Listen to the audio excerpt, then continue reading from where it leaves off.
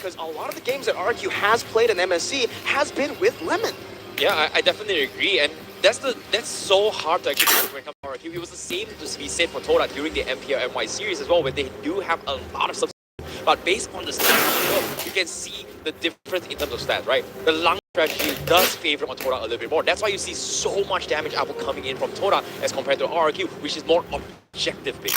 So let's look at the game here, right? What do they need to do to get this victory? Here are the keys. Control mid lane at all costs. 4 Maze must win his lane. Banning are contesting the Franco and, well, I guess throw bodies at objectives to use it at the stall time. I love this last one here. Exactly. You know, in a game of chess, sometimes you gotta sacrifice your might to actually obtain a position to actually secure the victory. So that's gonna be the case for them. However, the victory for RRQ is gonna be prioritizing playmaking for win, creating space goal lane, respect or ban 1-1, and also improving mid-to-lane game transitions. Yeah, again, RRQ Hoshi, looking at them here in MSC 2022, they aren't undefeated, right? They have dropped in the group stage and also yesterday up against Evo's SG. So there are some weaknesses that Toda can definitely exploit here in this series. The most mistakes that they make the most here is that mid to late game transition. How do they deal with it now? Is it because of their rotating roster, or perhaps is it just something that lies beneath RRQ? Well, being flexibility is going to be the key here, but in this contrast, well, we are going to be jumping straight into the drafts of game number 1 potentially with RRQ as well as Toda, because they are going to be setting up their opening picks very, very shortly for first game. And considering that it is a best of 5 series, it's all about adaptation. It's all about morale. It's all about taking the game for the momentum. Yeah, and when you speak of morale, you know, you can tell it's really different. The expression on the players' faces here when you have a live audience in front of you. And mind you, ladies and gentlemen, these are not sound effects. These are real people cheering for their teams. We are here in the picks and bans phase. The drafting RRQ gonna ban out the 1-1. Here you go, as well as the Barat, a target pick here onto Todak. I like it a lot. You know, RRQ, they've been doing their homework. Yesterday, Toda, insane. They were impeccable up against Omega, one of the tournament favorites as well, the defending MSC champions. They were using the Barats to such a high level of skill, right? I definitely agree. Toda, they love going for the Langa strategy. They catch you off guard while you're playing those default plays. They catch you mid-rotation, which is something that RRQ is very lacking of. We did see Omega, a smart Omega, kind of take advantage of this situation by playing those Franco plays. However, speaking of Franco, it's completely let off. And RRQ, they might pick up the Franco for win right from the get-go. Yeah, we're gonna see what Albert picks up first. I mean, what RRQ picks up first. But when you say RRQ has done, it is going to be Vin Franco here. Man, the hype.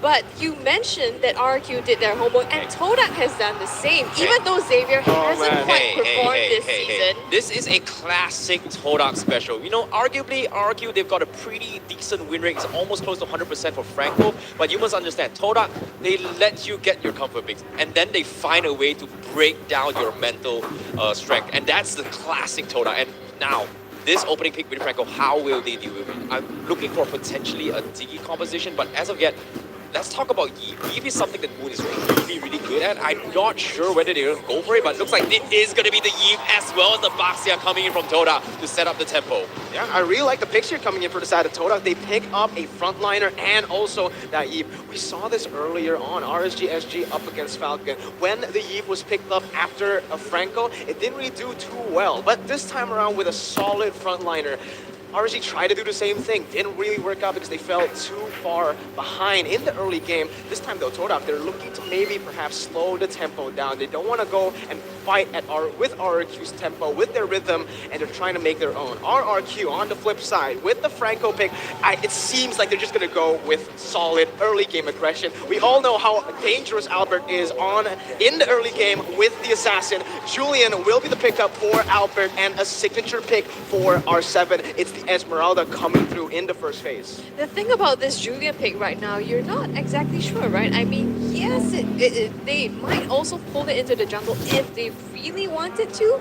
They could also pull it in the mid lane as well, even though they haven't quite done that. So which do you think it's going to be? Your team Well, it's definitely going to be a jungle play coming from RRQ. You don't exactly want to change the tempo a little bit more, but we did see Chiku playing this Popo and Kuba strategy in yesterday's game. But only difference compared to yesterday was that they don't exactly have the barrage in this case. So I feel like they need a different approach, but it looks really, really solid. But my biggest picture right now is that if we were to base it off the previous game, which is Falcon Esports, I feel like it's a little bit different when it comes to the position to protect Eve, right?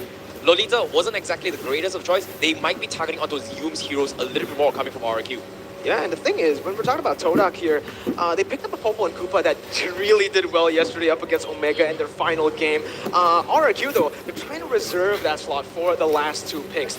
We all know how good Skylar is on those marksmen in the gold lane. If you give him time to shine, he will definitely just take it here. But what I am curious to see is where this Julian's gonna go. You brought down this topic a little bit just now, but I feel like this Julian has a high chance of just going to the jungle now, considering that they might just want to go and opt for a mage in that mid lane, getting more better wave clear, I suppose, going up against a Eve as well. It's just kind of tough when you have that Julian up against a mage that is ranged. And I think they recognize that, exactly what you said, Todak, because they've chosen to ban out the Lilia as well. So it's most likely going to be something else that Clay is going to have. They've already taken out the Xavier, already taken out the Lilia as well. So limits the options for him here. Yeah, I definitely agree. And on top of it, I feel like Todak, they don't really care about whatever Clay actually plays, considering that it's more like they're drafting based on what suits their matchup, right? A Eve matchup against a Sicilian, against Farsa, against a Xavier is pretty 50-50 thing, but I'm a little bit surprised with this Estes pickup coming from RQ. Todak, though, this is interesting because they picked up a Popo and they just straight up ignored the Beatrix. I like this from them. They know that Popo has more kill pressure, has a better wave clear as well when it comes to that early phase of the game compared to a Beatrix. When they're up against RQ, obviously that Beatrix stays lingering in your mind. Skylar is such a good player on that hero, but with a counter pick already picked up, it's going to be really good for them, and they just secure another solid frontliner here. The front to back from Todak is looking scary. RRQ, they're going to have to dissect this draft once again, rethink their strategy, and do they really want to pick up that Beatrix? Is this a bait? Well, it could be here, but you know, Skylar on a Beatrix it feels like another monster altogether, so I don't know about that. But with this Thamus pick, is this going to change anything? R7 and 4 mains, they are both extremely strong EXP laners. Yes, Thamus is a lane bully. Whoa, but right now they pick up the Claude as well as the Lancelot, so it's not going to be the Beatrix. Wow, looks like you guys got what you wished for. This is going to be a mid Julian instead of a jungle Julian coming from RQ. Great versatility coming from RQ. However, Todak, they still have the versatility. I really doubt it, but it is going to be the Rafaela coming in. Yes, that is going to be a little bit more mobility and sustains to deal through the burst of RQ. This might be the Todak special we're looking for. Are they going to be able to crash through? I'm looking forward to see it happen as of yet. Team fight comp for Todak and for RQ. A little bit mixed here, but again, I feel like both of these drafts have solid win conditions. They can adapt, they have multiple plans, and they can just play through every single lane. It really just depends on the execution, how each of the members perform in their lanes, in the jungle. What about you though, Scrubby? You're the objective one, you know, RRQ or Todak. I think the scary thing is that both these drafts are exactly to their playstyles. If they want to flex that early game aggression, they can do that as well, but they also take care of the later part of the game and the mid. So this is really scary, and we've seen each of these players been able to flex on every of these heroes, but right now we are jumping into the game. Ladies and gentlemen, game number 1, my techs erupt as we jump in. RRQ and Todak, they're going to be looking for the first game. Both very momentum-based teams, as both of these junglers will choose to go for the normal pathing. Purple buff first. Yeah, I feel like based on this composition coming from RQ and Todak, they do have very, very clear intentions, right? From RQ, it's going to be Vin trying to slow down the jungle pressure, whereas Todak, they just want to stall out and outlast Albert, hopefully not allowing the Lancelot to get super crazy, because if that happens, RQ, they're going to get whatever they want. But it seems like the first Little Wonder is going to be in the hands of RRQ. Yeah, RQ now taking the aggression. They're not really ahead, but at least they've got priority in terms of the river here. But they're not letting up Todak. Four mates here in a bit of trouble, forced to just back a little bit. Yeah, both teams again. They don't really want to go too aggressive in the early stage. Both of them really respect each other here, especially considering that RRQ they have this Julian in the mid lane, right? You're always gonna lose out on prio in the first few levels. It all really just depends on how you use that kill pressure properly. Todak actually surprising that Eve is not really doing good there in the lane, but Vin gets a hook. Jiku gets hooked back, but Momo and Yums perfect timing to come back and rotate to protect their gold laner. Todak survived. They get the gold buff as well.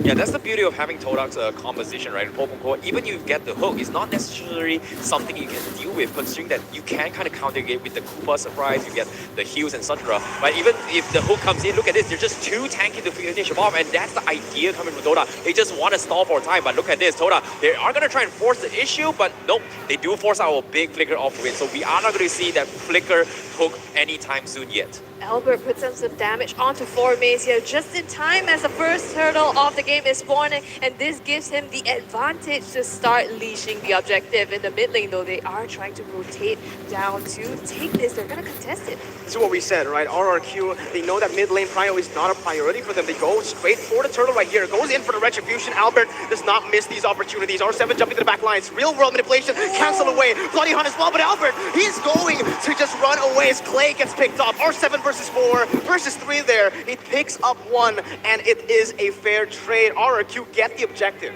Yeah, you can see the objectives coming in from both sides, right? They have clear indications of what they need to do. Win did a fantastic job just canceling a real position, but Toda, they understand that as long as we're trading 50-50s, it's okay, because eventually there's no perfect games, and it's really, really rare to get 100% win rate in most of these team fights. As long as trading 50-50s, into his later stage game, Toda is going to be able to outmatch RRQ in terms of sustains. I think right now, yes, they can trade 50-50, but as RRQ and Todak, they slowly scale up. Can they really escape that one Franco hook? Though right now, they've been able to just walk away for free from it, but gradually, as you get your item spikes, especially on Skylar, that burst damage is going to just hunt you down.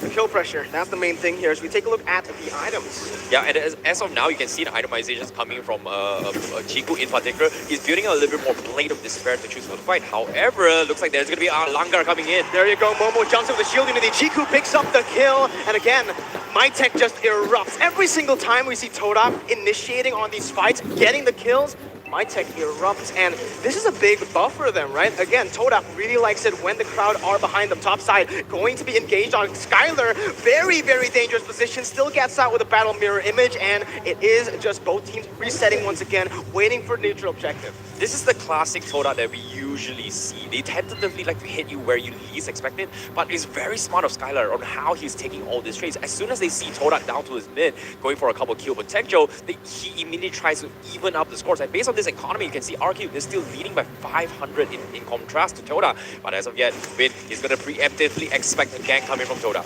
I don't know if this is so much a classic Todak than it is a new Todak. Honestly, it feels like they're a lot more disciplined this time, and here they're trying to steal the buff from Todak as well. RRQ making the aggression, making space for Albert to take this next turtle here. Who is it going to go to? Albert looking for the turtle right here as Formase jumps in. The retribution comes in, and it's Albert who takes it away. They reset. Bin misses on the hook just by a little bit there. Yum still able to get out, and both teams, once again, they're just waiting for something to happen here. Formase, R7, just doing the natural thing as an XP laner, the mechanical battle. 1v1, Formase might be looking for a kill, but again, oh, Vin, he just goes in a flicker, he gets the pick up, Yums will fall. Random execution to the backside, Albert looking for more. TQ cannot basic attack him. Albert just moving all across the place. That's gonna be the Thorn Rose as well. He jumps in onto Moon, Chiku falls, Momo as well. Clay gets a triple kill. Oh, that's just so very unfortunate. Vin just got a very, very nice hook on towards Todak, but because of this, it is going to give them the momentum that they need to actually scale this game. Look at this, Albert is 0-0-3, and because of that, he's going to continue to be as nimble as possible, and now he makes an attempt up top. Holy baptism, Albert still gets out. This is the thing with RQ's draft. Yes, you think the hook is the end of it, but no, you have the CC from Clay as well. You have some from, you have the damage coming in from him and Skylar, and now Todak, they press on their advantage. Yeah, Todak, this is it, Todak Langar. When RQ gets a trade, Todak comes back straight at it. They want to just look for team fights, throw bodies at objectives. Part of the keys to victory. exactly. But before that, let's take a look at the damage out so far coming from all the teams so far. Albert and Arsenal is just doing so much damage in terms of contrast and all these team fights. And while this is actually happening, Todak, they are getting some sort of objectives. And so far, all this hit and run coming from Todak is just not affecting ROQ Hoshi, and they're just so objectified of taking all these trades, and it's just really, really smart. However, now bottom, Forme seems like he's in a lot of trouble, but fortunately for him, the rest of ROQ is going to be focusing on mid control instead. This is not great. Forme is being forced out of his lane now as the turtle is spawning on the top side. So Todak, they're at a numbers disadvantage right now if they want to contest this objective. Skylar. Skylar caught in that bad position, but luckily defensive battle mirror image here. Todak looking for the turtle now again. Finn gets a hook onto Koopa, not really the target you want here, but Todak, I don't know if they want to take this. Well, they're definitely not going to contest this. It's going to go completely for free to Albert now. And RRQ, Hoshi, and Todak, they are about 2k gold apart. Their kills, they're dead even. It still could be anyone's game, but I do feel like RRQ, Hoshi has a bit more control here. Yeah, with that control, this is what we mentioned in the keys to victory. Now, we're starting to enter the mid stage of the game. How do they transition over to the late game with these talents? Yeah, look at the emblems coming from RRQ Hoshi. Like, they've got double average, especially about R7 and Skylar. They want to play this ultra later stage game. It was very similar composition considering that Todak's timings hit a little bit higher, faster compared to RRQ Hoshi. So they're trying to compensate that difference in terms of trades, and because of that, they're evenly matched when it comes to taking on this fight, which is very, very interesting. But Todak looks like they want to try and force an issue against RRQ, but will they respond? Well, they're trying to find something here, but RQ is just not going to give them the opportunity unless they catch R7 here. Two members, 4 mates, as well as Chiku, just trying to press on to zone R7 out of anywhere he's trying to go to on the map. Well, R7, he would use the falling star aggressively. There's no follow-up. 4 mates just dishes out so much damage. R7 a little bit feisty with it. He showed them, oh my god, Moon gets hooked by Finn all the way to Blaze and do it as well. And that's the Albert jumping to the back lines, looking for a kill on the Chiku. 4 mates pops that vengeance defensively as Clay looks for more. The knockup comes in. That enhanced chain is huge. R7 looking for flanks. He might just be punished here. He will fall. And that's 4 mates picking up the killing spree. Again, we are equal on kills. RRQ still 2,000 gold ahead. Beautiful side steps coming from Yums as well. He knows RS7 loves going for this kind of backline dashes, but unfortunately for Say, I'm sorry for Moon. He just got caught. He wasn't expecting, despite the track, but the hook was intended for Yums, but he just got caught in it, which is just very, very unfortunate. I don't think Finn's hook can be, you cannot not expect it. It's gonna come. Like, it's just a matter of when. But to RQ Hoshi a little bit greedy there in the last fight and sacrifice one person for it. Now Todak, what is it they need to do? I mean, RQ Hoshi still has to beat, but the Lord is now up on the bottom side. Yeah, and instantly RQ, they're just straight onto this right now. Todak trying to respond. Let's see what they do. Yeah, well, Albert just gets it completely for free, and the hook lands onto Todak. Momo goes down. It's R7 that picks up the credit for it. And now RRQ, they're trying to press their advantage. Moon is down low, but they're disciplined. They're not going to push this yet. That was so smart of RRQ Hoshi. As soon as they got the hook, they caught Todak kind of distracted. And while they're in the midst of the confusion, Skylar was just zoning them out in those closing duets. And there was absolutely nothing Todak would have done. They need to stall for a little bit more time before Momo and 4 Maze is able to sustain to all three initial bursts, but it's just so very difficult considering that RQ has a big lead into the 5k economy. With the average, it's just not making it very, very easy. But hopefully 4 Maze now with the blade armor, it is going to come in right now. Yeah, Todak, they already get... Oh, Skylar just somehow runs through with slither of health, but the hook comes in onto Todak as well. Yums is in trouble now, down low. Albert uses the Phantom Execution to get out of the fight, and they fully disengage. Clean disengage there for RRQ, but honestly, I feel like that was worth it for Todak. They were able to just zone RRQ back when the Lord spawned in. They weren't able to get a single turret so far. And yeah, Todak just defended really well. 1 turret falls, but again, I feel like that was worth it. Lord should usually just get at least 2 turrets in her. I definitely agree. And on top of it all, there was such a clean disengagement. Very, very clutch. A pixel perfect moment. But before that, let's have a look at the items real quick before we proceed into the next fight. You can see the power spikes are starting to kick in from RRQ Hoshi, but Todak, they're getting a little bit more tanky, and they are going to force the issue. Albert tries to get away defensively, but does not make it out alive. And now Todak 4 Maze on the chase. Gonna get stunned out on the R7, but the bloody hooks onto Moon manages to secure the kill. And now Skylar in some trouble. He does still have the blade blazing duet though, doesn't choose to use it. R7 with the falling star root, counter engages, enhanced chains with the knockup. Both teams, they're just on their toes here, wanting to engage, but being so careful. That was huge for TikTok, man. Again, at this point, it's kind of personal, right? They're trying to just take Albert down. Every single time they focus on Albert. Most of the times, Albert has been a little bit too flashy for them to pick off, but this time, you can see Albert way too greedy on the positioning. This is a very, very good comeback coming from Toda and getting a kill on Albert, but the problem remains, right? Albert is still a distraction. The bigger picture is going to be taking out Skylar. So far, he's 1-0-4, and he's popping off. Look at the damage output right now. He's just overtook Albert in terms of damage potential, and this is something that Toda needs to really figure out on how to deal with it eventually. But slowly but surely, they need to scale a little bit more. But as of now, Moon is going to be the priority coming from RRQ Hoshi to actually punish him. And when you talk about Skylar, it's only getting more difficult because he just picked up the win of nature as well. So he's going to be able to mitigate some of this damage that Toda is putting out on them. Now the Lord is spawning in just under 10 seconds. They're both neck to neck here. It feels like, yeah, RRQ, they have the goal lead now. Oh, look at that, another stellar hook from Vin. He gets it with the Phantom Execution by Albert defensively, picks it up, he goes back in with the puncture. Toda instantly disengaged. R7 manipulating the waves up top to clear it out and get pressure for RRQ as they put their focus onto the Enhanced Lord. 12 minutes in, R7 still cutting the waves in the mid lane, trying to just buy so much time for the side of RRQ. Toda cannot contest this. No pressure whatsoever onto the bottom and mid lane, and it is going to be a free Lord take for the Kings of Kings. Yeah, this is just so frustrating, especially for Toda as well. Every single time they're a the glimmer of hope, Vin is just so on point on his iron hooks. He gets the right target, he targets Moon all at the same time, and it is just very frustrating to play with. Hopefully it's not that much of a deal because 8k of a difference, it is still comebackable, but it's gonna be very difficult.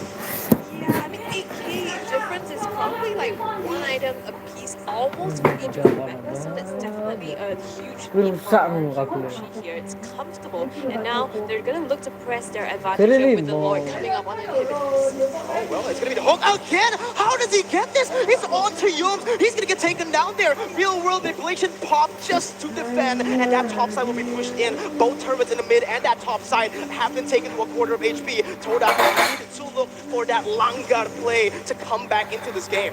This is actually pretty okay, considering that Toda, they've only used loose Rover. It's okay, as long as alive, he's going to be able to do way much more compared to Yums as of yet. So, as of yet, for RRQ Hoshi, they are going to get a little bit more in terms of objectives. Will Toda find an opportunity? And it seems like it's going to be very difficult to do so.